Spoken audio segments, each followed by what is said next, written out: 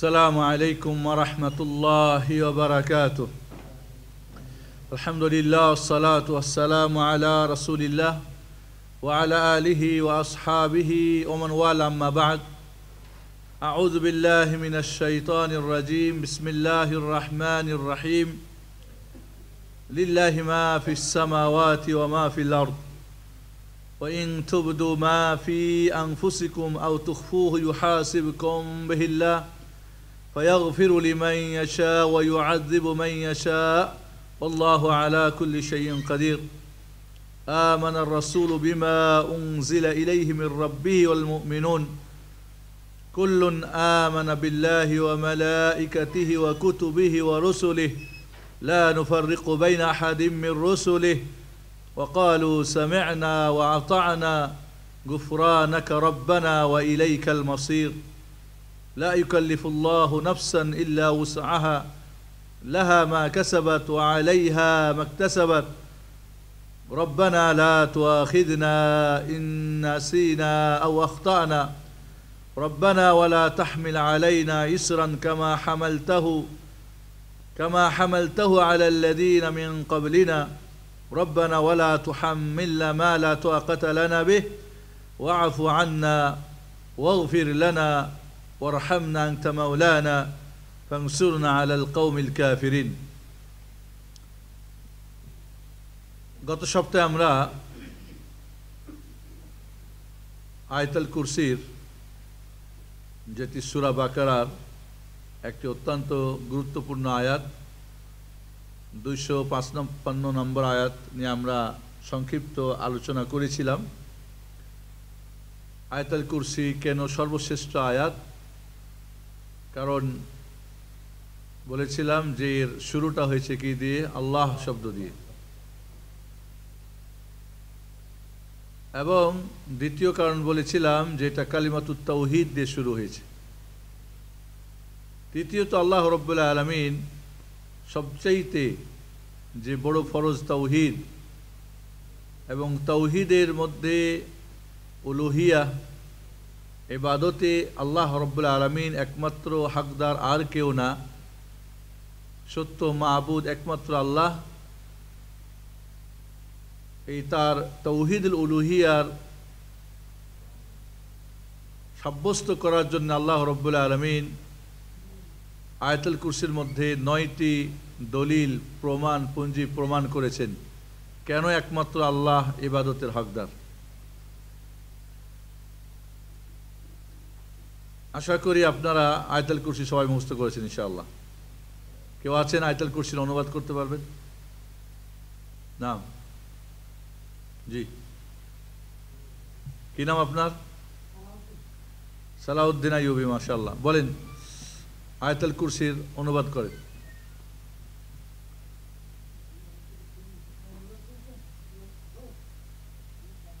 অনুবাদ শিখেন নাই, মুখস্থ করেছেন? ঠিক আছে, উঠেছেন যখন তো বলেন শুনি আপনার সূরা আয়াতুল কুরসিটা। বলেছিলাম যে হয়তো অনেকেই পারবেন বা চেষ্টা করতেছেন, তবে ভয় করতেছেন। আশা করি যে আগামী সপ্তাহে অনেকেই শোনাবেন। ঠিক আছে? আয়াতুল কুরসি অর্থাৎ কোরআনের সর্বশ্রেষ্ঠ আয়াত, এই তাওহীদের আয়াত। আমরা যদি না পড়তে পারি, না মুখস্থ বলতে পারি, এর অর্থ না বলতে পারি, এটা আমাদের জন্য অত্যন্ত লজ্জাকর ব্যাপার। এটা যখন বাচ্চা কথা বলতে শিখবে 2-2.5 বছর, তখনই তাকে মুখস্থ করা দরকার। তাহলে আয়াতুল কুরসি ইনশাআল্লাহ আপনারা ভুলে যাবেন না।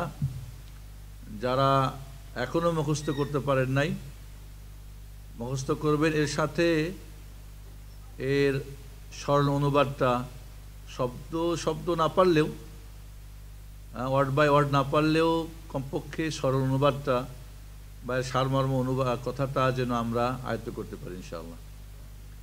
দোয়ার ক্ষেত্রে ফার্স্ট অপশন হচ্ছে যারা কোরআনের বা হাদিসের দোয়া, আরবি দোয়া সঠিক উচ্চারণ করে পড়তে পারে, মুখস্থ আছে, এর সাথে এর সঠিক অনুবাদ জানে, কি বলছে সে বুঝে, এটা হলো ফার্স্ট চয়েস। সেকেন্ড পর্যায়ের হলো যে পড়তে পারে না, তবে এর অনুবাদটা জানে, এর সার অর্থটা জানে, বাংলা দিয়ে সেই দোয়াটা করবে। এটা হবে সেকেন্ড পর্যায়ের চয়েস। থার্ড পর্যায়ের যে শুধু পড়তে পারে, অনুবাদ জানে না, যে অনুবাদ জানে সে উত্তম, যে পড়তে পারে তার চাইতে। আপনি পড়বেন তোতা পাখির মতো, কি পড়লেন কিছুই বুঝলেন না, এর চাইতে পড়তে পারে না কিন্তু সে তার সারমর্মটা জানে, সেটা দিয়েই সে তার ভাষা আল্লাহকে বলবে, সেটাই উত্তম। এই জন্যে আপনাদের যে একটা প্রবণতা আছে হুজুর ভাড়া করে দোয়া করানো, এটা কিন্তু ঠিক না। বরং নিজের দোয়া নিজেই করবেন, সেটাই হবে উত্তম। ওই হুজুরের চাইতে যিনি শুধু পড়তে পারেন, এছাড়া ভাড়ার জন্যে, টাকার জন্যে করেন। বুঝে আসছে না? নাই। থার্ড অপশন হবে যে শুধু পড়তে পারেন, অনুবাদ জানেন না।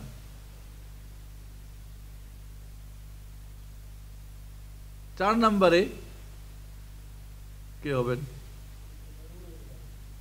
হ্যাঁ, 4 নম্বরে কে হবেন? 4 নম্বরে কোনো অপশন নাই। তো যে আপনার 4 নম্বরে থেকে যান, পড়তেও পারেন না, বাংলা আর অনুবাদও জানেন না, এটা তো খুব অন্যায় হবে। কি বলেন আপনারা? কি 4 নম্বরে থেকে যাবেন আপনারা? আশা করি 1 নম্বরে যাবে না ইনশাআল্লাহ। আয়াতুল কুরসি আরও 1 সপ্তাহ সময় দিন আপনাদেরকে। এর মধ্যে আমাদের 2-3 সপ্তাহ চলে গেছে। কিন্তু প্রত্যেককেই আয়াতুল কুরসি মুখস্থ করে এর অনুবাদটা জানবেন, এবং যার ঘরে তর্জমা করার নাই, কালকে একটা কিনে নেবেন।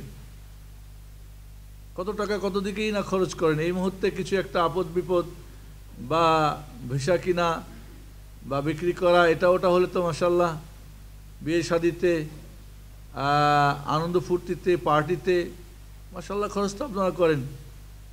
একটা তর্জমা কোরআন আপনার কাছে যদি না থাকে বাংলার, এটা তো বড় অন্যায় হবে। এটা বড় অন্যায় হবে। আপনি অর্থের কি জবাব দেবেন আল্লাহর কাছে? এই জন্য আবারও আপনাদের বলবো, অনুরোধ করতেছি যে আয়াতুল কুরসি সূরা বাকারার কত নম্বর আয়াত? 255 বা 55 নম্বর আয়াত। আপনারা আবারও কোরআন খুলে মুখস্থ করবেন। যারা পড়তে পারেন, শুদ্ধ পড়তে পারেন না, যারা পড়তে পারে তাদের কাছ থেকে শিখে নেবেন। এখন নেট, মোবাইলে সব ধরনের আপনি ডাউনলোড করে আয়াতুল কুরসি বারবার শুনে শুনে মুখস্থ করতে পারেন। আশা করি যে আমরা ফার্স্ট নাম্বার ইনশাআল্লাহ 1 নম্বরে থাকবো। কি বলেন? ইনশাআল্লাহ।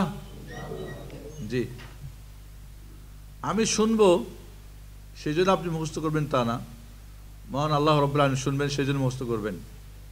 এর আগে আপনাদের বলেছিলাম যে যদি আপনি চান আল্লাহ মহান আপনার সাথে কথা বলুক বা কথা বলুন, তাহলে কি করতে হবে? কোরআনুল কারীম তেলাওয়াত করতে হবে।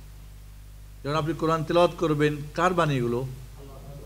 আল্লাহ আপনার সঙ্গে জন্য কথা বলছে। লিল্লাহি মা ফিস সামাওয়াতি ওয়া মা ফিল আরদ। আয়াতুল কুরসি পড়বেন, আল্লাহু লা ইলাহা ইল্লাহু। মহান আল্লাহ যেন আপনার সঙ্গে কথা বলতেছেন। যারা আরব বা আরবি বুঝে, যখন কোরআন তেলাওয়াত হয় তখন তাদের আরও একটা মজা লাগে, সত্যি যে তার মধ্যে তাকওয়া থাকে।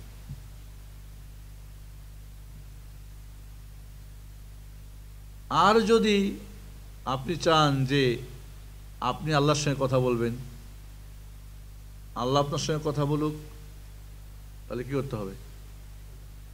কোরআন তেলাওয়াত করতে হবে। আর আপনি যদি চান আল্লাহর সঙ্গে কথা বলবেন, কি করতে হবে? নামাজ পড়তে হবে। ইন্নাল মুসাল্লি ইউনাজি মা রাব্বি। নামাজি তার রবের সঙ্গে কি করে? কথা বলে। তাহলে কোরআন এমনভাবেই পড়েন যেন আল্লাহ আপনার সঙ্গে কথা বলতেছেন, আর নামাজ এমনভাবেই পড়ুন বা আদায় করুন যেন আপনি আল্লাহ মহানের সাথে কথা বলছেন। মনে থাকবে কথা দিটা ইনশাআল্লাহ? সবার মনে থাকবে? কি বললাম? যদি আপনি আল্লাহর সাথে কথা বলতে চান তাহলে নামাজ পড়ুন, একাগ্র হয়ে, নিরিবিলি হয়ে, দুনিয়ার সব ভুলে। আর যদি চান যে আল্লাহ আপনার সঙ্গে কথা বলুন, তাহলে আপনি মিষ্টি করে কোরআন তেলাওয়াত করুন। প্লিজ মোবাইলগুলো আপনার সাইলেন্ট করে দেন। আজকে আমরা সূরা বাকারার শেষের আয়াতগুলো ইনশাআল্লাহ আমরা সংক্ষিপ্ত এর অনুবাদ এবং তাফসীর করব ইনশাআল্লাহ। সূরা বাকারা শেষের দুইটি আয়াত এর ফজিলত বা এর গুরুত্ব, এর মহত্ব অনেক বেশি। প্রথমত সূরা বাকারার শেষের দুই আয়াত, আল্লাহর নবী আলাইহিস সালাতু ওয়াস সালাম যখন মেরাজে গিয়েছিলেন কয়টা তোহফা এনেছিলেন?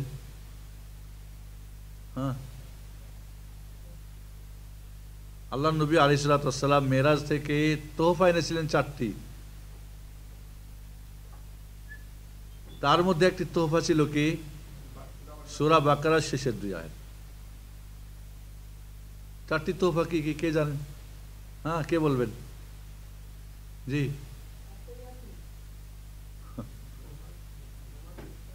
5 ওয়াক্ত নামাজ, সূরা বাকারার শেষ দুই আয়াত, এটা তো পড়লেন। 3 নম্বর কি?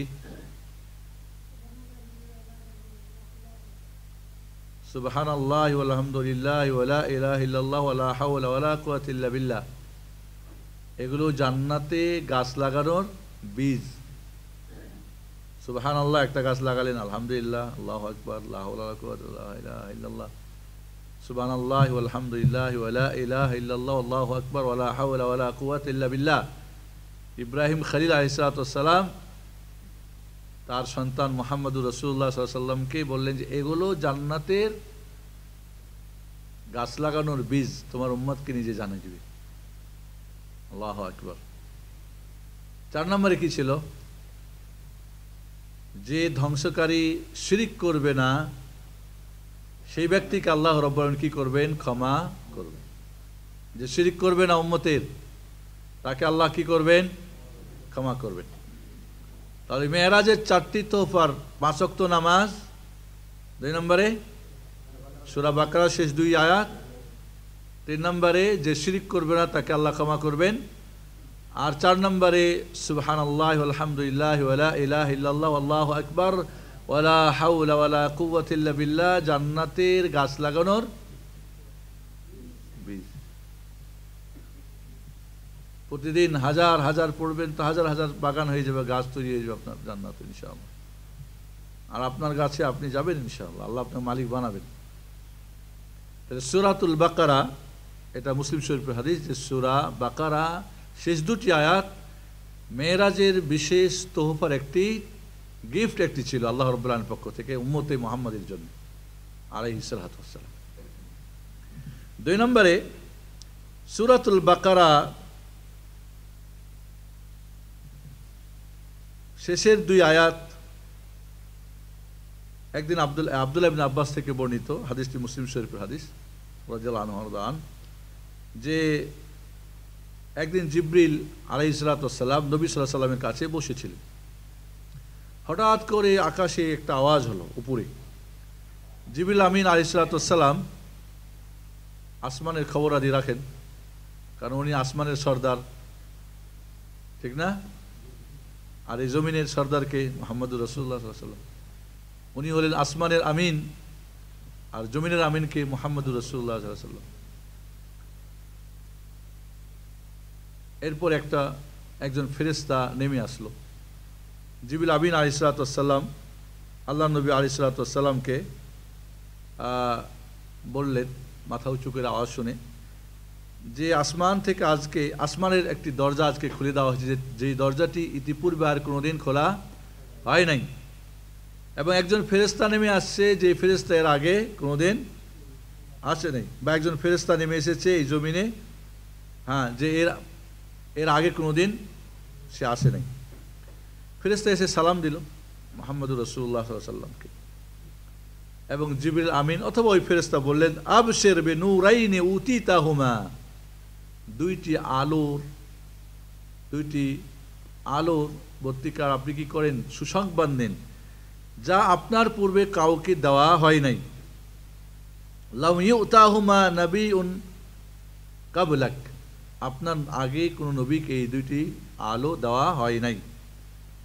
ফাতিহাতুল কিতাব ওয়া খাওয়াতিমু সূরাতিল বাকারা, সূরা ফাতিহা এবং বাকারার শেষের 2 আয়াত।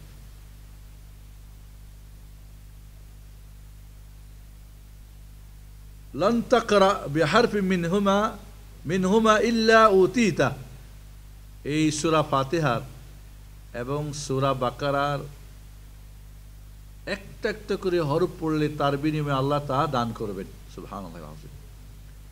সূরা ফাতিহাতে যা আপনি চেয়েছেন, সূরা বাকারায় যা চাচ্ছেন, আল্লাহ রাব্বুল আলামিন প্রতিটি হরফে হরফে অক্ষরে অক্ষরে কি করবেন, যে পড়বে বা আপনাকে আল্লাহ দান করবে।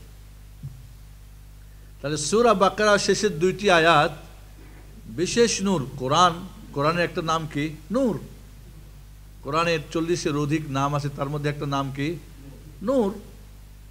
আর সূরা বাকারার শেষ 2 আয়াত এবং ফাতিহা বিশেষ নূর, যা এর পূর্বে কোনো নবী বা রাসূলকে দেওয়া হয় না। এবং এর প্রতিটি হরফে যা পড়া হবে, যা আছে, যে পড়বে আল্লাহ রাব্বুল আলামিন তাকে তা দান করবেন। এটাও মুসলিম শরীফের হাদিস, সহিহ হাদিস। এছাড়া সহিহ বুখারী আরেকটি হাদিস, যেটি আবু মাসউদ আল বদরি রাদিয়াল্লাহু তাআলা আনহু বর্ণনা করেছেন। বলেন, রাসূলুল্লাহ সাল্লাল্লাহু আলাইহি ওয়াসাল্লাম বলেছেন, আয়াতান মিন আখির সূরাতিল বাকারা, সূরা বাকারার শেষের 2টি আয়াত, মান কারাহুমা ফি লাইলা, যে কেউ কোনো রাত্রিতে আয়াতটি পড়বে, কাফাতা, তার জন্য এই 2টি আয়াত কি হয়ে যাবে, যথেষ্ট হয়ে যাবে। সূরা বাকারার যে ব্যক্তি শেষ 2টি আয়াত রাত্রিবেলা পড়বে, তার জন্য কি যথেষ্ট হয়ে যাবে। যথেষ্ট হয়ে যাবে এর অর্থ কি? কেউ বলেছেন তাহাজ্জুদের জন্য যথেষ্ট হয়ে যাবে, কেউ বলেছেন রাত্রিতে কোরআন তেলাওয়াতের জন্য যথেষ্ট হয়ে যাবে। সঠিক অর্থ হলো ইনশাআল্লাহ যে সেই রাত্রির আপদ বিপদ, জিন ইনসান শয়তানের যত অনিষ্ট অকল্যাণ খারাপি অমঙ্গল থেকে হেফাজতের জন্য কি হয়ে যাবে, যথেষ্ট হয়ে যাবে। সুবহানাল্লাহ। এই জন্যে মাগরিব অর্থাৎ প্রথম রাত্রেই, সন্ধ্যার পরে পরে, সূর্য ডোবার পরে পরে, পর থেকে নিয়ে ঘুমানোর আগ পর্যন্ত এই 2টি আয়াত প্রতিটি মুসলিমের পড়াকে উচিত, যাতে করে তার সারা রাত্রির জন্য কি হয়ে যায়, যথেষ্ট হয়ে যায়। কোথাকার হাদিস এটা? বুখারী শরীফের সহিহ হাদিস। এছাড়া তিরমিজি শরীফে আর একটা হাদিস এসেছে, যে হাদিসটি নোমান বিন বাশির থেকে বর্ণিত রাদিয়াল্লাহু আনহু। তিনি নবী সাল্লাল্লাহু আলাইহি ওয়াসাল্লাম থেকে বর্ণনা করেন, ক্বালা ইন্নাল্লাহ কাতাবা কিতাবান ক্বাবলা আন ইয়াখলুকা আস-সামাওয়াতি ওয়াল আরদ বিআলফি আম। আল্লাহ রাব্বুল আলামিন আসমান জমিন সৃষ্টির 2000 বছর আগে একটি কিতাব লিখেছেন। আনজালা মিনহু আয়াতাইনি খাতামা বিহিমা সূরাতুল বাকারা। আল্লাহ রাব্বুল আলামিন সেই দুটিকে ওই কিতাব থেকে নাজিল করেছেন 2টি আয়াত, যা সূরা বাকারার শেষ আয়াত। ওয়ালা ইকরানি ফি দারিন সালাসা লায়ালিন, যেই ঘরে এই 2টি আয়াত 3 রাত্রি পড়া হবে, ফায়াকরাবুহা শাইতান, সেখানে কোনো শয়তান তার নিকটে আসতে পারবে না। ওদিকে আছে সূরা বাকারা, যে ঘরে পড়া হয় শয়তান সেখান থেকে কি যায়, ভেগে যায়। আর এই হাদিসে, যা তিরমিজি শরীফের সহিহ হাদিস, আল্লাহ নবী আলাইহিস সালাতু ওয়াস সালাম বলছেন যে সূরা বাকারার শেষের 2টি আয়াত যেই ঘরে 3 দিন পড়া হবে, সেই ঘরে কোনো শয়তান তার আশপাশ আসতে পারবে না। তাহলে কি হুজুর ডেকে ঘর বন্ধ করতে হবে? ওটা ব্যবসা।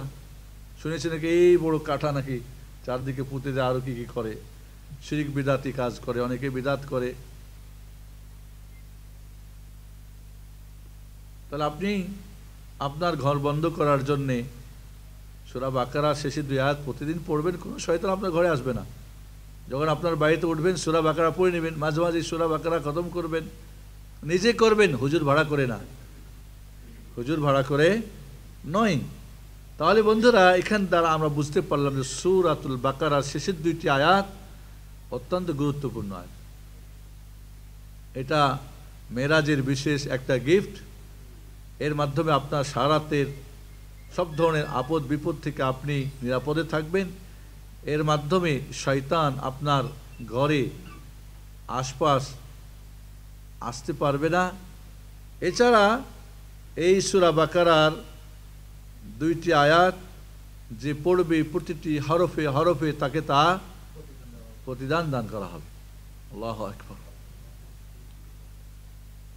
এবার আপনারা সূরা বাকারার শেষের দুইটি আয়াত কার কার মুখস্থ আছে হাত উঠান দেখি। একজন, দুইজন, তিনজন, চারজন। রোমান কি অর্ধেক উঠাচ্ছে মানে অর্ধেক মুখস্থ নাই নাকি? মানে ভয় আছে বোঝা যাচ্ছে হাত উঠানিতে। হ্যাঁ শাহিন, তুই না মুখস্থ করছিলি? হ্যাঁ মুখস্থ আছে?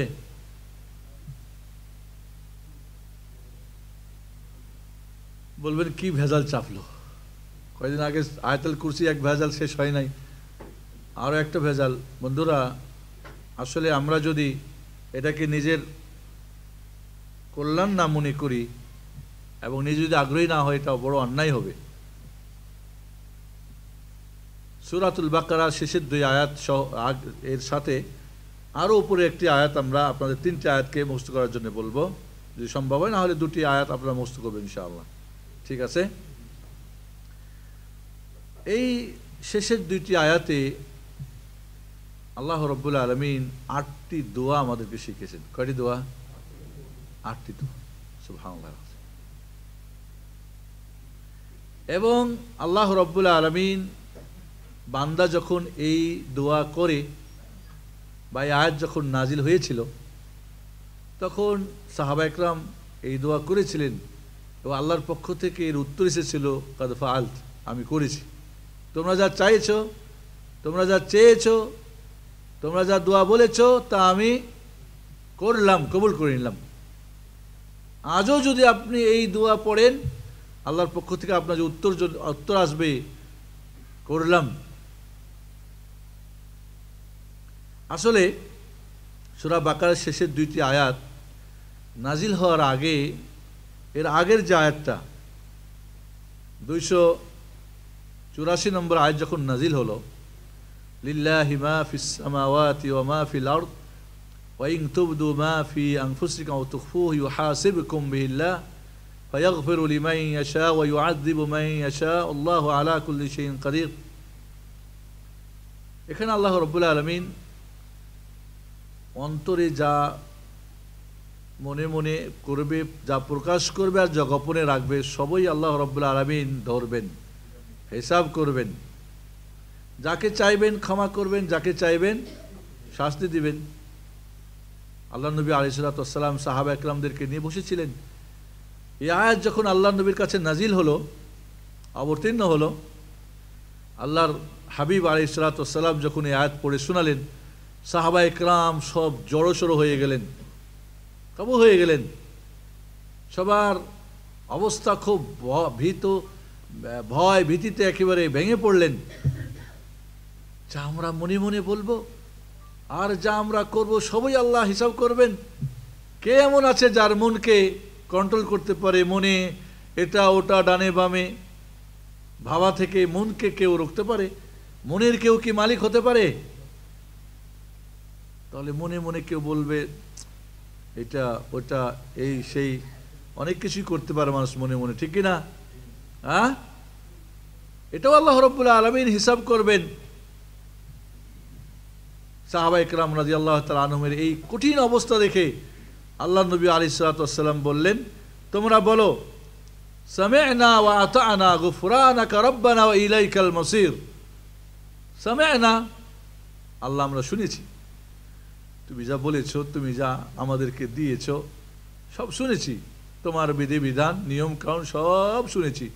ওয়া আতা'না, এবং আমরা এর আনুগত্যও করেছি। শোনার মধ্যে ভুল হতে পারে, পারে না? পারে না? আনুগত্যের মধ্যে কম বেশ হতে পারে। এই জন্যে গুফরানাক, আল্লাহ তোমার ক্ষমা প্রার্থী আমরা। রব্বানা, হে আমাদের প্রতিপালক, ওয়া ইলাইক মাসির, তোমার কাছে আমাদের প্রত্যাবর্তন করতে হবে, প্রত্যাবর্তিত হতে হবে, তোমার কাছে আমাদের প্রত্যাবর্তন। সাহাবা ইকরাম রাদিয়াল্লাহু তাআলা আনহুমকে আল্লাহর নবী আলাইহিস সালাতু ওয়াস সালাম বললেন, বলো তোমরা সামি'না ওয়া আতা'না গুফরানাকা রব্বানা ওয়া ইলাইকাল মাসির। আল্লাহ রাব্বুল আলামিন তার জিবরিলকে সাথে সাথে পাঠিয়ে দিলেন, যাও আমার নবীর সাহাবা ইকরাম বড় ভয়ে আতঙ্কের মধ্যে, আমি আল্লাহ তাদের মনেরও ব্যাপার হিসাব নিকাশ করব। আল্লাহ নবী আলাইহিস সালাতু ওয়াস সালাম সাহাবা ইকরামকে যা বলতে বললেন তারা সকলেই বললেন। আল্লাহ রাব্বুল আলামিন আয়াত দিয়ে জিবরিল ফেরেশতাকে পাঠিয়ে দিলেন। আল্লাহু আকবার, কত বড় মহান আল্লাহ আমাদের প্রতি দয়াশীল, ক্ষমাশীল। তাহলে বন্ধুরা, এই আয়াতগুলোর নাজিল হওয়ার কারণ আমরা জানলাম যে আল্লাহ নবী আলাইহিস সালাতু ওয়াস সালাম সাহাবা ইকরামদেরকে নিয়ে যখন 284 নম্বর আয়াত পড়ে শোনালেন, সাহাবাদের কাছে খুব কঠিন হয়ে গেল, জটিল হয়ে গেল। এটা কেমন? এটা তো খুব কঠিন, আমাদের মনকে তো কেউ আমরা ধরে রাখতে পারি না, মনে তো কত কিছুই করে, কত কিছুই, মন দিয়ে মানুষ কত কিছুই ভালো মন্দ করে ফেলে, পারে না ফেললা। আল্লাহ যদি এর হিসাব করেন তাহলে তো আমরা কেউ পারব। আল্লাহ নবী আলাইহিস সালাতু ওয়াস সালাম শিখিয়ে দিলেন, বলো তোমরা আমরা শুনেছি, আমরা আনুগত্য করেছি, হে আল্লাহ এরপরও ভুল ত্রুটি থাকবে, তোমার ক্ষমা প্রার্থী আমরা, তোমার কাছেই আমাদেরকে ফিরে যেতে হবে। আল্লাহ রাব্বুল আলামিন তার প্রিয় হাবিব মুহাম্মদুর রাসূলুল্লাহ সাল্লাল্লাহু আলাইহি ওয়াসাল্লামের উম্মতের এই কঠিন বিষয়টাকে সহজ করে দিয়ে নাজিল করে দিলেন সূরা বাকারার শেষের 2টা আয়াত, এবং শিখিয়ে দিলেন কয়টি দোয়া বলছি? 8টি দোয়া। এবং মুসলিম শরীফের হাদিস, আল্লাহ বলছেন ফাল তো আমি করেছি, তোমরা যা চাচ্ছ তা আমি করে দিলাম। আল্লাহু আকবার। তাহলে আসুন বন্ধুরা, আমরা আয়াতগুলোর কমপক্ষে কিছু তো অর্থ শিখি। লিল্লাহ, লি মানে জন্য, আল্লাহ মানে আল্লাহ। আল্লাহর এর আগে বলেছিলাম আল্লাহকে ওই মহান সত্তা যাকে পরম শ্রদ্ধা ভরে, চরম ভালোবেসে, আশা আকাঙ্ক্ষা নিয়ে, ভয় ও ভীতি সহকারে যার আনুগত্য করা হয়। তাহলে আল্লাহ যখনই শুনবেন আপনার ভিতরে যেন ভয় কাজ করে, ভয়ের শেষ, আশা আকাঙ্ক্ষার চরম পর্যায়ে, যত আশা আকাঙ্ক্ষা আপনার থাকতে পারে সবকিছু নিয়ে, এবং শ্রদ্ধার সবটুকু দিয়ে, ভালোবাসার দিল উজাড় করে তার আনুগত্য করার জন্য আপনি কি হয়ে যাবেন? প্রস্তুত হয়ে যাবেন। আল্লাহ শব্দ শুনলেই, আমরা কি বলেছিলাম এর আগে, যে আমরা হলাম আব্দ। আমরা কি? আব্দ। এর বহুবচন ইবাদ। বহুবচন কি? ইবাদ। আমরা যা করি তা ইবাদাত। ইবাদাহ এর বহুবচন ইবাদাত। আর যার আমরা আনুগত্য করি, তাহলে আমরা আব্দ, আনুগত্যকারী। যা করি তা আনুগত্য মানে ইবাদাত। যার জন্য করি তিনি আল্লাহ মাবুদ। এই তিনের মাঝে থাকবে আমাদের জীবন। কি বলছেন? কি বললাম? আপনি প্রতিটি মুহূর্তে কি ভাববেন? আমি বান্দা, আমার কাজ হলো আনুগত্য করা, গোলামি করা, দাসত্ব করা। আর যা কিছু আমি করি সবই কি ইবাদত। ইবাদতের বাইরে যেন না যাই। আল্লাহর ইবাদতের অর্থের আগে বলেছি, ঠিক না? কথা হোক, কাজ হোক, প্রকাশ্যে হোক, গোপনে হোক, যা আল্লাহ পছন্দ করেন, করলে খুশি হন, তাই ইবাদত। বা ছাড়লে আল্লাহ খুশি হন। তাহলে আমার জীবনে আল্লাহ যা পছন্দ করেন তাই করব, যা অপছন্দ করেন তাই ছাড়বো। তাহলে সব কিছুই তাই করব, তাই ভাববো, তাই বলবো, সব কিছু। তাহলে আমার পুরো জিন্দেগি ইবাদতের মধ্যে থাকবে না? থাকবে না? আর যার জন্য করব তিনি কে? আমার আল্লাহ। মনে থাকবে কথাটা বন্ধুরা, এটা অত্যন্ত খুব গুরুত্বপূর্ণ কথা। তাহলে আমরা আব্দ, ইবাদত আর মাবুদের এই তিনের মাঝে আমরা কি করব?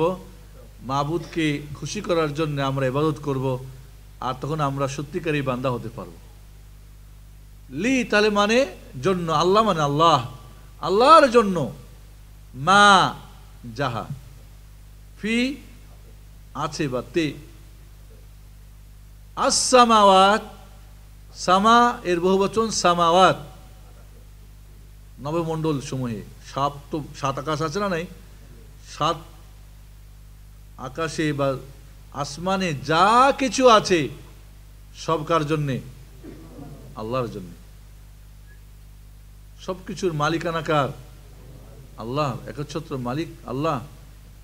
ওয়া মা ফিল আরদ, ওয়া মানে এবং, মা মানে যা, ফি তে আল আরদ জমিন, সাত খণ্ড আসমানে নবমণ্ডল আর ভূমণ্ডলে যা কিছু আছে সব কার? আল্লাহ রাব্বুল আলামিন। তাওহীদের কথা এটা না? আয়াতুল কুরসিতে রেখেছে না? আয়াতুল কুরসি সেম কথাই গেছে, লাহু মা ফিস সামাওয়াতি ওয়া মা ফিল আরদ। এটা হলো কি যে আল্লাহ রাব্বুল আলামিনের জন্য সব কিছু, তারই একমাত্র রাজত্ব। পৃথিবীতে কাউকে ক্ষণিকের জন্যে ভালো মন্দ দিয়েছেন, কিন্তু আখেরাতে এই মালিকানা সমস্ত ছিনিয়ে নেওয়া হবে। আল্লাহ রোজ কিয়ামতের ময়দানে বলবেন, কে আছো তোমাদের রাজা বাদশাহ? কেউ থাকবে না। ওয়া ইন তুবদু, ওয়া মানে আর বা এবং বা ও, ইন যদি, ইন মানে তুবদু প্রকাশ করো, আর যা, আর যদি প্রকাশ করো, মা যা, ফিতে আনফুসিকুম, নাফসের বহুবচন আনফুস মানে মনে, কুম মানে তোমাদের, তোমাদের মনে যা কিছু প্রকাশ করো, আও অথবা, আও মানে, ওয়া মানে এবং বা ও, আও মানে কি অথবা, তুখফু প্রকাশ করো, হু তা, আর যা কিছু তোমরা প্রকাশ করো, যা কিছু তোমরা কি বলে গোপন করো, সরি, তুখফু মানে গোপন করো, তোমরা যা কিছু মনে কথা প্রকাশ করো আর যা গোপনে রাখো, ইউহাসিবকুম, ইউহাসিব হিসাব নিকাশ নেবেন কে? আল্লাহ। কুম তোমাদের, ইউহাসিবকুম বিহিল্লাহ, তোমাদের মনের যা প্রকাশ করো আর যা গোপন করো সব কিছুর আল্লাহ কি করবেন? হিসাব নিকাশ নেবেন। কঠিন কথা, ঠিক না? সাহাবা ইকরাম রাদিয়াল্লাহু তাআলা আয়াত শুনে সবার মাথা ভেঙে পড়ল, নিচু হয়ে গেল, কান্নার ভাব এসে গেল। আল্লাহ নবীর সামনে তারা খুব ভয় ভীতি সহকারে, কি হবে, আমরা বাঁচবো কিভাবে? রাসূল সাল্লাল্লাহু আলাইহি সাল্লাম সাহাবাদের প্রতি দয়াশীল ছিলেন, ঠিক না? আল্লাহ তার চাইতে বেশি দয়াশীল। ফায়াগফিরু লিমান ইয়াশা ওয়া ইউআযযিবু মান ইয়াশা, ফা অতএব, ইয়াগফিরু ক্ষমা করবেন, লিমান, লিমানের জন্য, মান মানে যাকে, যাকে ক্ষমা করবেন, ইয়াশা চাইবেন, যাকে আল্লাহ চাইবেন তারে কি করবেন? ক্ষমা করবেন। তাহলে ফা মানে এখানে অতএব বা সুতরাং, ইয়াগফিরু ক্ষমা করবেন, ঢেকে দিবেন। ইয়াগফিরু মানে কি? ক্ষমা মানে ঢেকে দেওয়া। লিমান যাকে ইয়াশা চাইবেন, আল্লাহ যাকে চাইবেন তারে কি করবেন? ক্ষমা করবেন। যা প্রকাশ করবে আর যা গোপন রাখবে সব হিসাব হবে। এরপরে আল্লাহ যারে চাইবেন ক্ষমা করবেন। ওয়া ইউআযযিবু এবং শাস্তি দিবেন, ইউআযযিবু মানে শাস্তি দিবেন, মান যাকে ইয়াশা চাইবেন, আর যাকে চাইবেন আল্লাহ কি করবেন? শাস্তি দিবেন। কঠিন কথা। এবং আল্লাহ রাব্বুল আলামিন যাকে মাফ করে দিবেন এটা আল্লাহ রাব্বুল আলামিনের অনুগ্রহ, আর যাকে শাস্তি দিবেন এটা আল্লাহ রাব্বুল আলামিনের ইনসাফ। কি বললাম? আল্লাহর প্রতিটি কাজ দুইটি জিনিসের বাইরে হবে না কখনোই, ইনসাফ এবং অনুগ্রহ।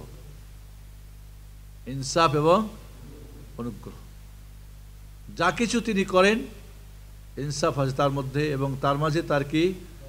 অনুগ্রহ রয়েছে, ফজল রয়েছে, অনুকম্পা রয়েছে। কাজেই জান্নাতীদেরকে জান্নাত দিবেন, এটা আল্লাহ রাব্বুল আলামিনের কি ইহসান, অনুগ্রহ। আর জাহান্নামীদেরকে আযাব দিবেন, এটা আল্লাহ রাব্বুল আলামিনের ইনসাফ। ছোট্ট একটা উদাহরণ দিয়ে বুঝেন। একটা ছাত্র খুব ভালো লেখাপড়া করেছে, ভালো লিখেছে, তাকে ভালো নাম্বার দেওয়াটা কি তার প্রতি অনুগ্রহ না? অনুগ্রহ। কারণ তাকে যদি বই না দিত, টিচার না দিত, লেখাপড়া না করাতো, এই সেই পরীক্ষা ইত্যাদি, তাহলে কীভাবে করতো? এবং ইনসাফ, কারণ সে ভালো করেছে তাই তাকে ভালো দিত।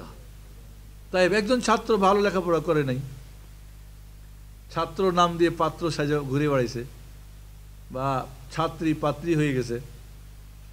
এর আগেও বলছি না, এখনকার ছেলেমেয়েরা বেশিরভাগ পাত্র পাত্রী, ছাত্র ছাত্রী জায়গায় পাত্র পাত্রী। দেখবেন এদের ব্যাগে পকেটে সাজগোজের আর রং বেরঙের কাপড় চোপড়, বিশেষ করে যখন কলেজে চলে গেল। স্কুলে তো একটা ধরাবান্ধা থাকে, ইউনিফর্ম পরতে হয়, কলেজে গেলে ব্যাস প্রতিদিন দেখবেন নতুন নতুন কাপড় চোপড় পরে সাজগোজ করে, আর পার্লার থেকে এটা ওটা করে ঘুরে বেড়াই। এর মানে কি ছাত্রছাত্রী না পাত্রপাত্রী? এখন তো পোলাপানরাও, ছেলে মানুষও কি করে, পার্লারে গিয়ে সাজগোজ করে নাকি শুনতেছি, আল্লাহু আলাম। সাজা নিষেধ নাই, তবে মেয়েদের সাজ ছেলেরা গ্রহণ করতে পারবে না। আব্দুল্লাহ ইবনে আব্বাস রাদিয়াল্লাহু আনহু বলেন, আল্লাহর কসম, আমি আমার স্ত্রীর জন্য ওইরূপ সাজগোজ করা পছন্দ করি যেমন আমার স্ত্রী আমার জন্য সাজগোজ করুক আমি পছন্দ করি। অনেক পুরুষ আছে যেটা এই ব্যাপারটা গুরুত্ব দেয় না, এটা মোটেই ঠিক না।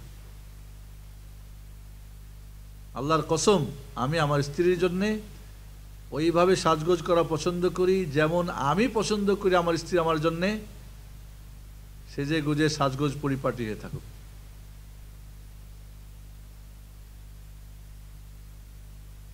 ইন্নাল্লাহাল জামিল ইউহিব্বুল জামাল, আল্লাহ সুন্দর, তিনি সৌন্দর্যকে পছন্দ করেন, তবে শরীয়তের মানদণ্ডের থেকে। ছেলেরা কোনো রং দিয়ে সাজগোজ করতে পারবে না, যাই হোক অন্য কথা।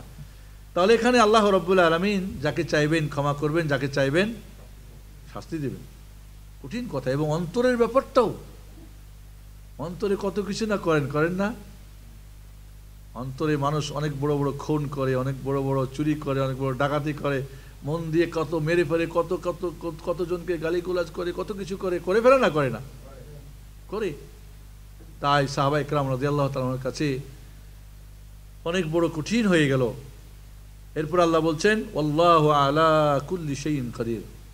আল্লাহ এবং আর আল্লাহ, আলা প্রতি, কুল সমস্ত, শাই বস্তু বা জিনিস, কাদির ক্ষমতাবান। আল্লাহ রাব্বুল সব কিছুর উপরে কি ক্ষমতাবান, যা ইচ্ছা চাইবেন তাই করতে পারবেন, কেউ তাকে ক্ষমাইতে পারবে না। অন্তরে কি গাইতেছেন আল্লাহ বুঝবেন না? তার শাস্তি দিতে পারবেন না? ভালো করলে তার জানে, তার পুরস্কার দিতে পারবেন না? আল্লাহ রাব্বুল সব কিছুর উপরে ক্ষমতাবান।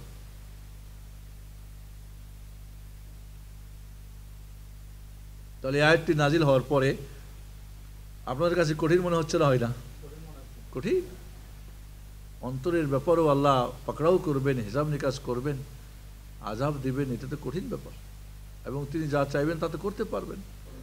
তাই ফেরেশতা জিবরিল আমিন আলাইহিসসালাম এর পরের দুটি আয়াত নিয়ে হাজির হলেন মুহাম্মদুর রাসূলুল্লাহ সাল্লাল্লাহু আলাইহি ওয়াসাল্লামের কাছে, এবং তিনি পড়ে শোনালেন। তখন সাহাবায়ে কেরাম আশ্বস্ত হলেন।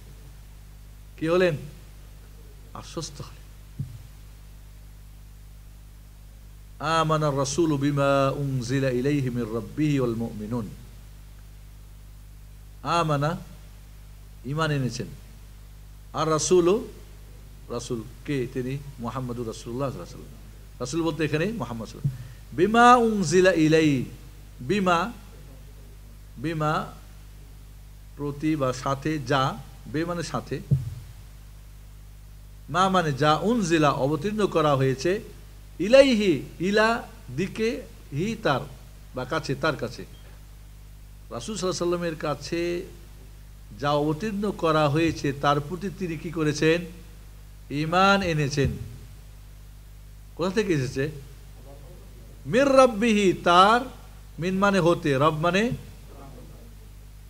প্রতিপালক, হি তার, তার প্রতিপালকের কাছ থেকে। রব হওয়ার জন্য কয়টি জিনিস হতে হয় বলছিলাম?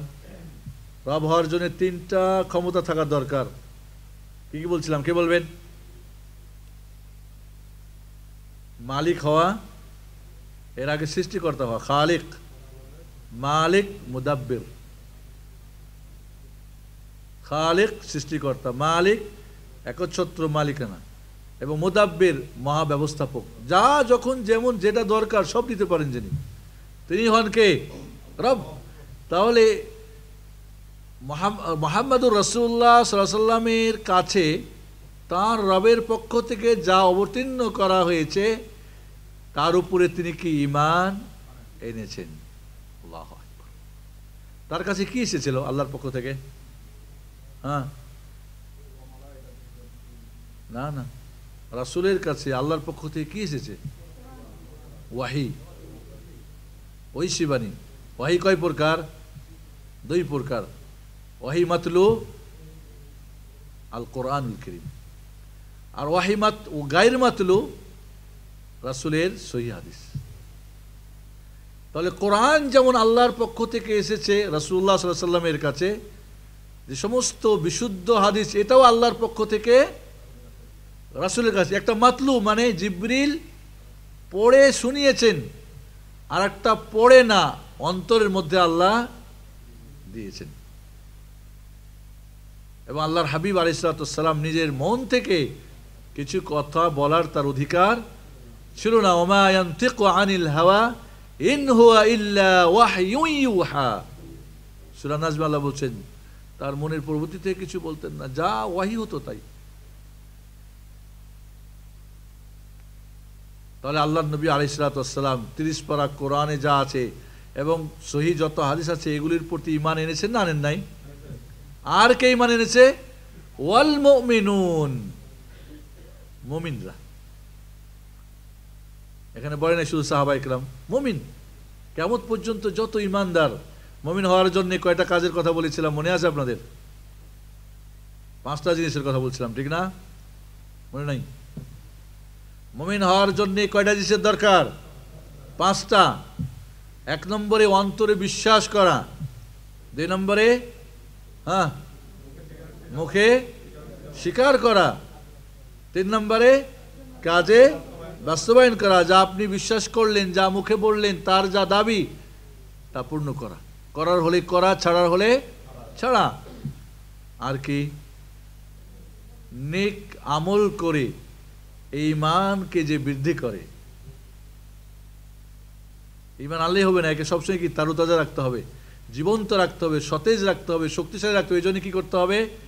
নেক আমল করতে হবে। নেক আমল কিভাবে হয়? ভালো কাজ করলেও নেক আমল হয়, মন্দ কাজ ছাড়লেও কি আমল হয়? নেকি হয়। 4 নম্বর। 5 নম্বর, নেক আমল করে ঈমান বাড়াতে হবে। আরেকটা কি? 5 নম্বরে পাপের কাজ ছেড়ে ঈমানকে সংরক্ষণ করতে হবে। তাহলে মুমিনকে যে অন্তরে বিশ্বাসকারী, বলেন মুমিনকে যে অন্তরে বিশ্বাসকারী। কি আর ওই ভাই ঘুমাচ্ছেন কেন? ব্যাপারটা কি? আপনি কোথায়, বাংলাদেশে না এখন সৌদি আরবে?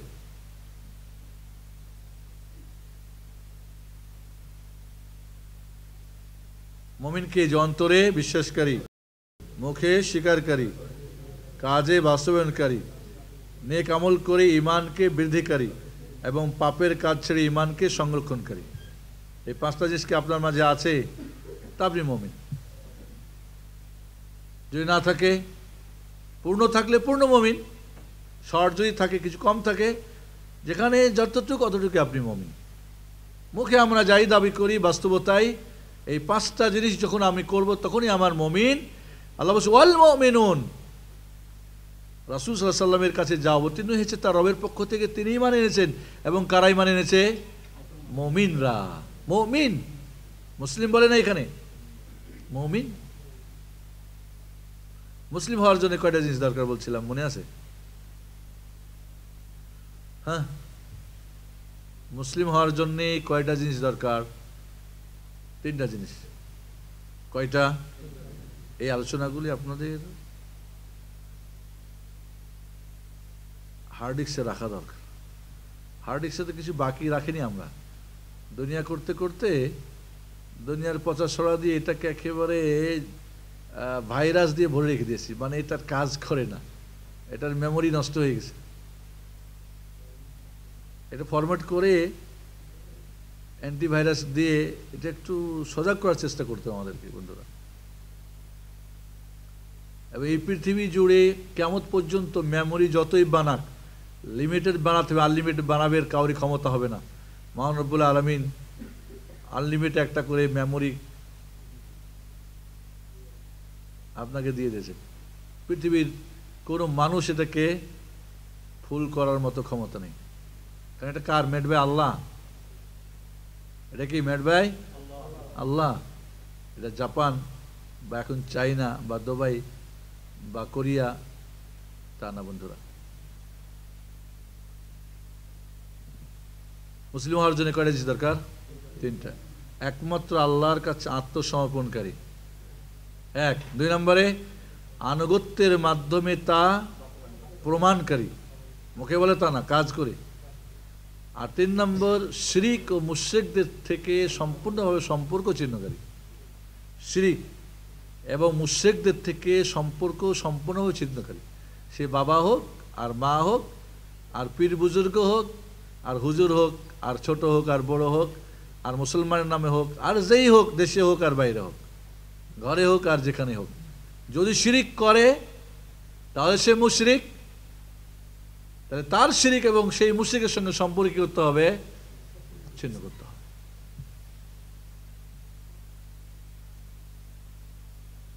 বন্ধুরা,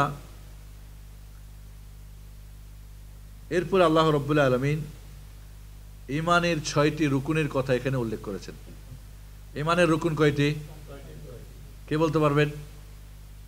হ্যাঁ, ঈমানের রুকুন কয়টি? ৬টি। কে বলতে পারবেন? একজন। আইয়ুব বাড়িতে গিয়ে ভুলে গেছে, হাত অর্ধেক উঠাচ্ছে দেখা যায়। মুস্তাফিজ ভাই, আব্দুর রহিম ভাই, পিছনে কে? জসিম। হে আল্লাহ, জসিম। ঈমানের ৬টি রুকুন কি কি? ওয়ালাইকুম আসসালাম ওয়া রাহমাতুল্লাহি ওয়া বারাকাতুহু। এক নম্বরে আল্লাহ, আমানতু বিল্লাহ। এক নম্বরে কি? আল্লাহর প্রতি ঈমান। দুই নম্বরে ওয়া মালাইকাতি, ফেরেশতার সমূহের প্রতি ঈমান। এরপরে ওয়া কুতুবি, আসমানি কিতাব, ১০৪খানা কিতাব, সহিফার প্রতি ঈমান আনতে হবে। এরপরে ওয়া রুসুলি, নবী রাসূলগণের প্রতি ঈমান আনতে হবে। কয়টা হলো? 4টা। আল্লাহ এখানে ওটাই বলছেন, কুল্লুন আমানা বিল্লাহি ওয়া মালাইকাতিহি ওয়া কুতুবিহি ওয়া রুসুলিহি। 4টার কথা বলছেন আল্লাহ এখানে। 5 নম্বরে কি? ভাগ্যের ভালো মন্দের প্রতি ঈমান। ভাগ্যের ভালো মন্দের প্রতি ঈমান। ওয়াকালু সামি'না ওয়া আতা'না, শুনেছি এবং যা কিছু ভাগ্যে আছে সব আমরা সেইভাবে আনুগত্য করার চেষ্টা করছি। এটা হলো ভাগ্যের প্রতি ঈমান। ইনডাইরেক্টলি এখানে রব্বানা ওয়া ইলাইকাল মাসির, তোমার কাছেই ফিরে যেতে হবে, এটা হলো শেষ দিবসের প্রতি ঈমান। তাহলে 5 নম্বরে কি? ভাগ্যের ভালো মন্দের প্রতি ঈমান। সামি'না ওয়া আতা'না, এর মাঝে ভাগ্যের প্রতি ঈমানের কথা বোঝানো হয়েছে, মুফাসসিরগণ বলেছেন। আর গুফরানাকা রব্বানা ওয়া ইলাইকাল মাসির, তোমার কাছে ফিরে যেতে হবে, ওটাই হলো কি? শেষ দিবস। তাহলে এই আয়াতে 6টা ঈমানের রুকন সম্পর্কে আল্লাহ এখানে আমাদেরকে জানিয়েছেন। শুকরান, জাযাকাল্লাহ খায়ের। আল্লাহ জসিম, বারাকাল্লাহ ফিক। তুমি না দেশে গেছিলা? দেশে যাও নাই? যাবা? সাহাল আল্লাহ আমরাক, আল্লাহ সব যুবকদেরকে দ্রুত বাড়িতে পৌঁছে দাও, যারা বিয়ে করেছেন বিশেষ করে। আমিন। তাহলে বন্ধুরা, আমাদের হাতে সময় কম, ইনশাআল্লাহ আমরা বাকি অংশটা আগামী সপ্তাহের জন্যে রাখছি। তবে আপনার কাছে অনুরোধ কি, আপনার এই 3টি আয়াত, কমপক্ষে 2টি আয়াত মুখস্থ করবেন, পড়ার চেষ্টা করবেন। হ্যাঁ, এবং ইনশাআল্লাহ আমরা এখানে যে 8টি দোয়া আল্লাহ আমাদের শিখিয়েছেন, এই দোয়াগুলো আমরা শিখবো এবং অর্থ জানবো এবং আমরা করবো ইনশাআল্লাহ। আল্লাহ রাব্বুল আলামিন আমাদেরকে সূরা আল বাকারার শেষের 2টি আয়াত আমরা আমল করব। বিশেষ করে এই দুইটি আয়াত রাত্রে পড়লে সব ধরনের আপনি আপদ বিপদ থেকে রক্ষা আপনি থাকবেন, হেফাজত থাকবেন। এবং এটা মেরাজের বিশেষ তোহফা। আর আরেকটা কথা বলবো যে এই দুইটি আয়াত ঝাড়ফুঁকের জন্যে অত্যন্ত গুরুত্বপূর্ণ আয়াত। যেরকম আয়াতুল কুরসি বলেছিলাম, কোনো রোগী কেউ যদি বদনজর লাগে, জিন ধরে, বা কি বলে আমাদের ওদিকে জাদুমন্ত্র হয়, তো সূরা আল বাকারার এই সেই দুইটি আয়াত ঝাড়ফুঁকের জন্য অত্যন্ত গুরুত্বপূর্ণ আয়াত। কাজে এটা প্রতিটি মা এবং বাবাকে শেখা জরুরি, সন্তান দুনিয়াতে আসার আগেই। এরপরে আসলে সন্তানকে তো ফুঁকবে, এবং সন্তানকেও ফুঁকতে ফুঁকতে সন্তানও শিখে ফেলবে ইনশাআল্লাহ। এবং যারা এই ধরনের বাস্তব জানেন যে ছোট বাচ্চাদেরকে এইভাবে দোয়া ফুঁকতে থাকলে দেখা যাবে যে 3-4 বছরের বাচ্চারা এই দোয়াগুলি, ছোট ছোট আয়াতগুলো সব মুখস্থ হয়ে যাবে, ওদের সব দোয়াগুলো মুখস্থ হয়ে যাবে ইনশাআল্লাহ। ঘুমানোর দোয়াগুলো মুখস্থ হয়ে যাবে। এবং যখন এই দোয়া পড়ে ফুঁকাই দেবেন বা বাচ্চা পড়ে ঘুমাবে, সারা রাত কোনো প্রকার শয়তান আসবে না, তার কোনো ক্ষতি হবে না, এবং বাচ্চা নিরাপদে ঘুমাবে, আপনার বাড়ি নিরাপদে থাকবে। আজ জিন শয়তান, মানুষ শয়তানের কি বলেন জ্বালা যন্ত্রণায়, এদের জ্বালা যন্ত্রণা এবং এদের যে কি বলবো কি বলবেন আপনারা বলেন, এদের জন্য মানুষ আজ এদের ঘুম নষ্ট হয়েছে, জীবন নষ্ট হয়েছে, কঠিন অবস্থা দাঁড়িয়েছে।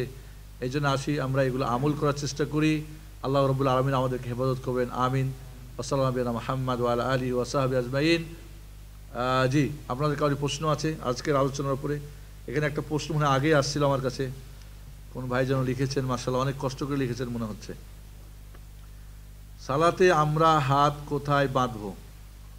1 নম্বর। 2 নম্বর, ফরজ সালাতের পরে আমরা সঙ্গে সঙ্গে উঠে 2 রাকাত নামাজ পড়বার জন্য প্রস্তুতি নেই।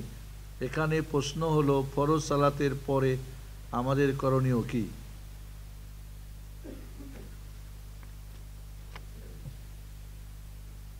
সালাতে হাত বাঁধা একটা সুন্নত, বাঁধা একটা সুন্নত, ধরাও একটা সুন্নত। বাঁধা যেমন মনে করেন মানে রাখা, এটাকে বলে রাখা।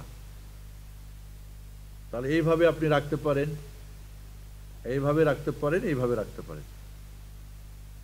কয়ভাবে হলো? রাখা 1, 2, 3, তিনটাই সহিহ হাদিস ইনশাআল্লাহ। সবচেয়ে বিশুদ্ধ হাদিস হলো এটা, তারপরে এটা, তারপরে এটা।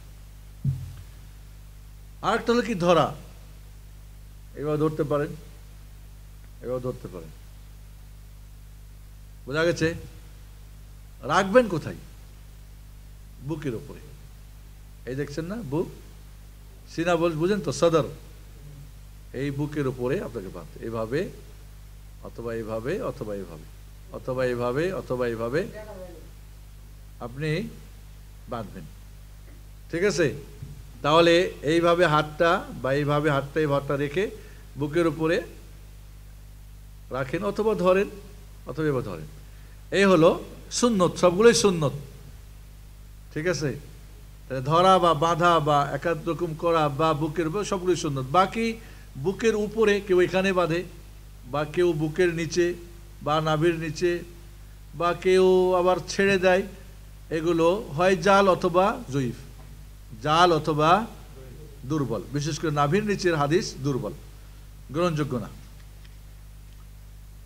ফরজ সালাতের পরে সঙ্গে সঙ্গে উঠে নামাজ পড়া কোনো কোনো হাদিসে নিষেধ আছে। কমপক্ষে আপনি জিকির আজকার করে তারপরে নামাজ পড়বেন, যাতে করে ফরজ সুন্নাত একসঙ্গে এক জায়গায় মিলে না যায়। বরং নিয়ম হলো সালাম ফিরানোর পরে আস্তাগফিরুল্লাহ আস্তাগফিরুল্লাহ আস্তাগফিরুল্লাহ 3 বার, আল্লাহুম্মা আনতাস সালাম ওয়া মিনকাস সালাম তাবারাকতা ইয়া যাল জালালি ওয়াল ইকরাম, লা ইলাহা ইল্লাল্লাহু ওয়াহদাহু লা শারীকা লাহু লাহুল মুলকু ওয়া লাহুল হামদু ওয়া হুয়া আলা কুল্লি শাইইন কাদির, আল্লাহুম্মা লা মানি'a লিমা আ'তাইতা ওয়া লা মু'তিয়া লিমা মানা'তা ওয়া লা ইয়ানফা'ু মিনকাল জাদ, আল্লাহুম্মা আ'ইন্নি আলা যিকরিকা ওয়া শুকরিকা ওয়া হুসনি ইবাদাতিক। ফজর এবং মাগরিবে লা ইলাহা ইল্লাল্লাহু ওয়াহদাহু লা শারীকা লাহু লাহুল মুলকু ওয়া লাহুল হামদু ইউহয়ি ওয়া ইউমীতু ওয়া হুয়া আলা কুল্লি শাইইন কাদির 10 বার পড়া। এরপরে সুবহানাল্লাহ 33 বার, আল্লাহু আকবার 33 বার, সুবহানাল্লাহ 33 বার, আলহামদুলিল্লাহ 33 বার, আল্লাহু আকবার 34 বার, বা 99 লা ইলাহা ইল্লাল্লাহু ওয়াহদাহু লা শারীকা লাহু লাহুল মুলকু ওয়া লাহুল হামদু ওয়া আলা কুল্লি শাইইন কাদির একবার পড়ে 100 বার মিলানো, আয়াতুল কুরসি পড়া, সূরা ইখলাস, নাস, ফালাক মাগরিব এবং ফজরে 3 বার করে পড়া, বাকি নামাজে জোহর, আসর এবং এশাতে একবার করে পড়া। এগুলো এই দোয়াগুলো পড়া, জিকির করা সুন্নত, রাসূল সাল্লাল্লাহু আলাইহি ওয়াসাল্লাম করতেন। এরপরে আপনি যদি দোয়া করতে চান হাত উঠিয়ে না উঠিয়ে কিবলামুখী করতে পারেন। বাকি ফরজ সালাত সালাম ফিরেই লাফ দিয়ে উঠে যাবেন, বা দোয়া করবেন না বা মোনাজাত করবেন, রাসূলের সুন্নত অনুযায়ী আমরা করার চেষ্টা করি ইনশাআল্লাহ। কারো প্রশ্ন আছে? সময় কিন্তু হয়ে গেছে। জি, পিছনে আব্দুল কাদের ভাই। ওয়ালাইকুম আসসালাম ওয়া রাহমাতুল্লাহ।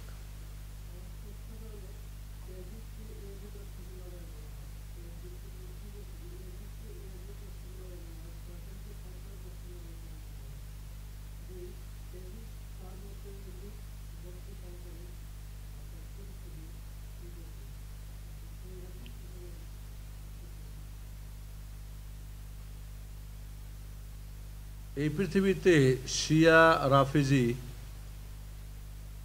এদের চাইতে বড় মিথ্যুক পৃথিবীতে কেউ আসে নাই, ভবিষ্যতে আসবে কিনা জানি না আমরা। ইয়াজিদ সম্পর্কে, ইয়াজিদ বিন মুআবিয়া রাদিয়াল্লাহু তাআলা আনহু সম্পর্কে শিয়ারা মিথ্যার পাহাড় গড়েছে। আর এই শিয়া রাফিজিদের মিথ্যাগুলো আমাদের বোকা এক শ্রেণীর মুসলমানরা পড়ে বিশ্বাস করে এবং ইয়াজিদকে খারাপ মন্দ বলে। কাজী তাকে শয়তানের সঙ্গে সদৃশ করা বা শয়তানের মতো ভাবা, নিঃসন্দেহে সে ভাববে যে আসলে শয়তান। যে শয়তান সেই ইয়াজিদকে রাহিমাল্লাহ বলবে না, বা তার সম্পর্কে মিথ্যা যা বলা হয়েছে তা বিশ্বাস করবে। ঠিক আছে? কাজী ইয়াজিদ সম্পর্কে সঠিক ইতিহাস আমাদের জানতে হবে। আর শিয়া রাফিজি এর চাইতে মানুষরূপী শয়তান আর বড় কেউ আছে কিনা আমার জানা নেই। এবং আপনাদের কাছে আমি এর আগে কিছু আলোচনা করেছিলাম শিয়া সম্পর্কে, ঠিক কিনা? এখন কি কিছুটা আপনাদের কাছে ধরা পড়ছে চোখে? ইরান কে? হুসিরা কারা? ইসরায়েল আর ইরানের মধ্যে পার্থক্য কি? আমেরিকা আর ব্রিটেনের পোষ্যপুত্র। কাজেই বিষয়টা হচ্ছে কি, যারা মূর্খ, যারা জাহেল, তারা এই ধরনের মন্তব্য করবে। তাছাড়া যারা সঠিক ইতিহাস পড়বে মুসলমানদের, তারা এই ধরনের কথা বলবে না। এই জন্য বলবো এমন লোককে যে ভাই আপনি আগে আপনার নাম থেকে শয়তানটা কাটান। অন্যকে শয়তান বলার আগে নিজে আগে শয়তান কিনা আগে ভেবে দেখেন। কারণ শয়তানের কাজ হলো কি, জানার পরে উল্টা করা, আর মানুষকে না জানিয়ে উল্টাটা তার শিখিয়ে দিয়ে বলিয়ে বেড়া। কাজে আপনার কাজটা শয়তানের কাজ, কেউ যদি এমন কাজ করেন।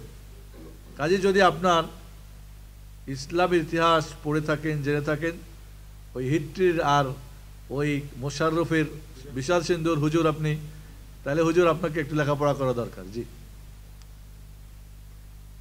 না। ওয়ালাইকুম আসসালাম।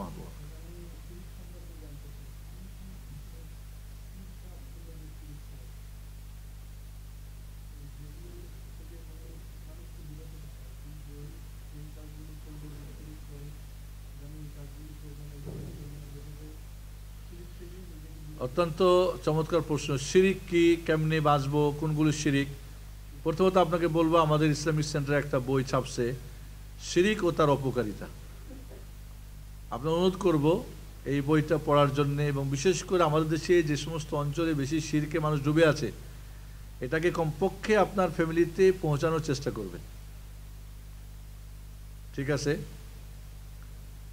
এখন এই মুহূর্তে শিরকের বর্ণনা দেওয়া খুব কঠিন, তবে শিরিক কাকে বলে একটু যদি জানতে পারেন তাহলে হলো আপনার সবচেয়ে।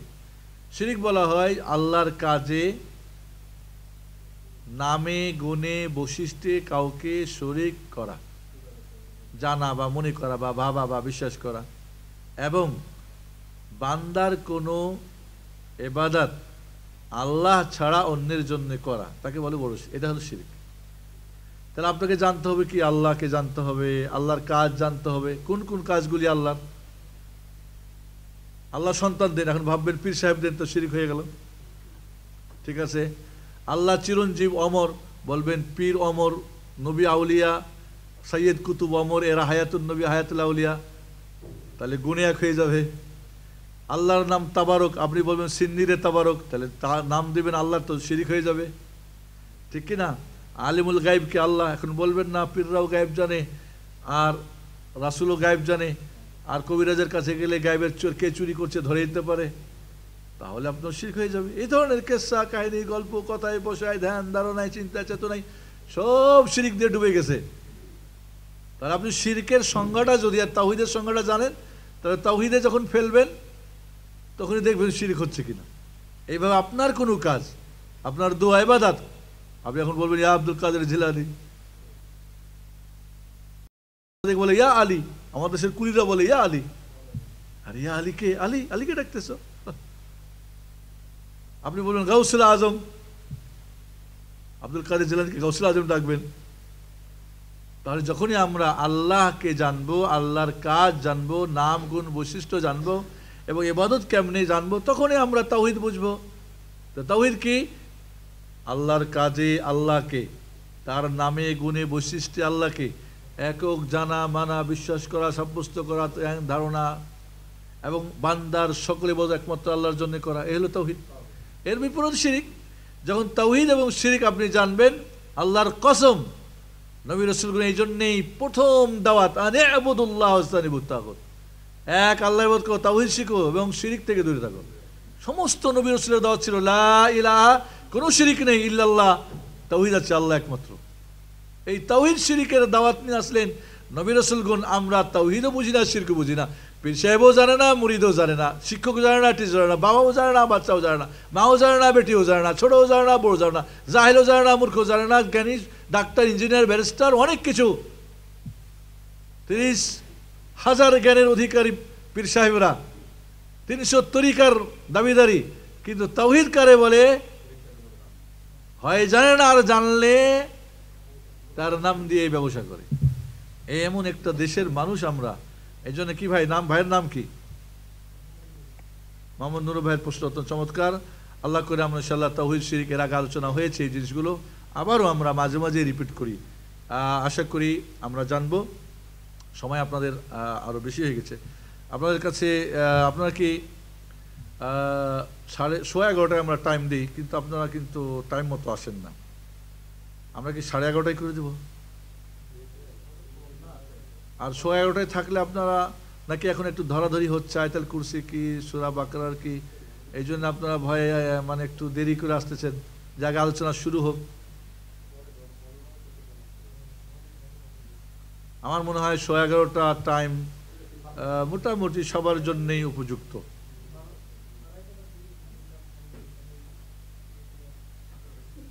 জানি না দোকানপাট বন্ধ করে নিজেই বন্ধ হয়ে যাবে কিনা। হ্যাঁ, আমার কোনো সমস্যা নেই, আমার ব্যক্তিগতভাবে কোনো সমস্যা নেই। আপনারা যদি 15 মিনিট, কিন্তু দেখা যাচ্ছে যে আপনারা কিন্তু দেখা যাবে 11:30 দিলে আপনার 11:15, 11:15 দিলে আপনার 12টায়, 12টায় দিলে 1:15, 12:15 তো মুসিবত। তো বন্ধুরা, আপনাদেরকে বলবো প্রতিদিন আপনারা ডিউটি করেন, একটা ফিক্সড সময় আছে না নাই? তাহলে সপ্তাহের এই চাকরিটা কি আপনার চাকরি মনে করেন না? নাকি বেতন পান না এই জন্য বেতন দিতে হবে? হ্যাঁ, আল্লাহর কাছে আল্লাহর বেতনটা তো কিছুটা আখেরাতের জন্য, সবই নিবেন তো বউ বেটি বাচ্চা কাচ্চা খায়া শেষ করব, আখেরাতের জন্য কিছু জমা তো রাখবেন। আশা করি আপনারা 11:30 মধ্যেই সবাই আসার চেষ্টা করবেন। এখানে জোর জবরদস্তি নাই, আপনাকে উৎসাহ করা হচ্ছে এই জিনিসগুলি শেখার জন্যে, বোঝার জন্যে, জানার জন্যে। যে পারবেন শোনাবেন, যে পারবেন না বাধ্য করার কিছু নেই, এখানে লজ্জারও কিছু নেই। শিক্ষার জন্য কয়টা জিনিস ত্যাগ করতে হবে? 5টা। কি কি? লজ্জা, অহংকার, অলসতা, পাপ, ঝগড়া, 5টা জিনিস ত্যাগ করতে হবে। যদি আপনি দিনই জ্ঞান শিখতে চান এবং আমল শিখতে চান, এর ফায়দা পেতে চান, এর বরকত পেতে চান, অলসতা ত্যাগ করেন, লজ্জা ত্যাগ করেন, অহংকার ত্যাগ করেন। অনেকে অহংকার কি শিখবো জানি আমি বড় হুজুর মাশাআল্লাহ। হ্যাঁ, অনেকেই ঝগড়া করে একটু শিখে নিয়ে, খবরদার, অনেকেই পাপ করলে কিন্তু আপনি আল্লাহর কোরআন সুন্নাহর জ্ঞান, দ্বীনের জ্ঞান আপনার থাকলেও ইবলিস শয়তানের মতো হয়ে যাবে, আমল থাকবে না, সে উল্টো পাল্টো চলবে। আল্লাহ রাব্বুল আলামিন আমাদেরকে যেন কবুল করে, আমিন। এবং আপনাদের প্রতি সপ্তাহে আমরা লিখি যে বন্ধুদেরকে সাথে করে নিয়ে আসবেন। আজকে মেসেজ পড়েছেন কে কে? হাত উঠান দেখি। 1 জন 2 জন 3 4 5, বাকিরা কি মেসেজ যায় না? কামাল উদ্দিন, আগামী সপ্তাহে যাদের মেসেজ যায় না সবার নতুন নাম্বার আমাকে দিতে হবে, ঠিক আছে? আজকে নতুন এসেছেন কে? এমন কেউ আছেন নতুন, এর আগে একবার আসেন নাই? 1 জন 2 জন, ওই পিছনে কে? হাত উঠান দেখি, একটু দাঁড়ান দেখি, দাঁড়ান, লোকগুলি পরিচিত মনে হচ্ছে। ও আচ্ছা, মাশাআল্লাহ মাশাআল্লাহ। আরে আমাদের দেশের মানুষ, হ্যাঁ দেশের মানে আমাদের দিনাজপুরের কারিব আর কি। পাবনা নাই কোনো ভাবনা। হ্যাঁ, আপনার বাড়ি কোথায়? হ্যাঁ, দিনাজপুর, মাশাআল্লাহ। তো আমার দেশের মানুষ আপনি। পশ্চিম দিনাজপুর, জি। বন্ধুরা, মাত্র 3 জন নতুন এসেছে, তাহলে আপনার পুরাতনরা দাওয়াত করেন নাই। আগামী সপ্তাহে প্রত্যেকে 1 জন করে নিয়ে আসবেন। আল্লাহর সঙ্গে ওয়াদা করেন তো একটু, ইনশাআল্লাহ ইনশাআল্লাহ। আল্লাহ আমাদেরকে তৌফিক দেন, আমিন। ওয়াসাল্লামু আলা নবিয়িনা মুহাম্মদ ওয়া আলা আলিহি ওয়া সাহবিহি আজমাইন। সুবহানাকাল্লাহুম্মা ওয়া বিহামদিকা আশহাদু আল্লা ইলাহা ইল্লা আনতা আস্তাগফিরুকা পড়েন ওয়া আতুবু ইলাইক। আসসালামু আলাইকুম ওয়া রাহমাতুল্লাহি ওয়া বারাকাতুহু।